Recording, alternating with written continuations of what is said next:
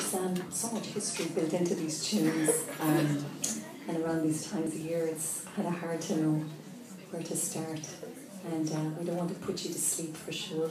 The harp is pretty good at that all by itself, but we started there with a piece called The Grove, and at this time of year there's sort of some really druidic ideas that come back into vogue, and one of them is the idea of the winter solstice, and we know it was really important to the Irish because there's a really old megalithic site called Newgrange. Have any of you ever heard of it? Yeah. Yeah.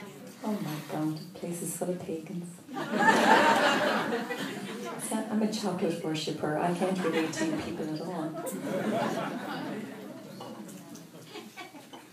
It's a really beautiful place, and it's really a burial chamber, and they started calling it something else now, which is much more sort of modern, but they keep it kind of quiet at the same time because they don't want too many people coming, which is really cool. And what's really interesting is it's older than the pyramids, and it's older than Stonehenge. Ta-da!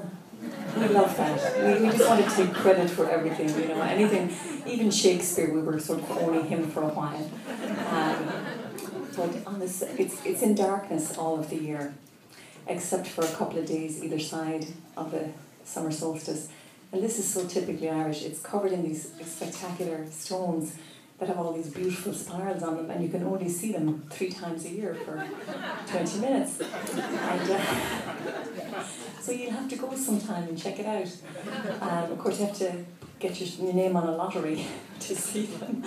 But in any event, it's kind of amazing, and it gives me great perspective to think that all over those 5,000 years, all the sunsets that have come and gone, and all the things that have happened, and the sun still seems to rise and set, and the solstice still seems to come and go. But anyway, we're not that important. I just thought I'd mention that. Anyway, Stonehenge or Newgrange will still be there. But so we know the solstices and equinoxes were very important to them, and even 5,000 years ago, which is kind of cool. But so we know they celebrated it. And anyway, these ideas were just beautiful, and the Grove, sort of the first one there, celebrates that idea, and the second one is called Hunting the Wren, which is a tune I wrote to celebrate this idea of celebration we have the day after Christmas Day, where we go door to door and annoy our neighbours dressed in sort of like you do at Halloween. You dress up in costume, you go door to door, and you annoy your neighbours, and it's great fun, and it goes back to pre-Christian traditions, and I love it, sort of, the idea was that you dressed up in costume and just annoyed your neighbours. It was great fun. But originally they would kill a wren, and that tradition went out, which was probably a good thing, and over time they just replaced it with the musicians going door to door and playing a bit of music.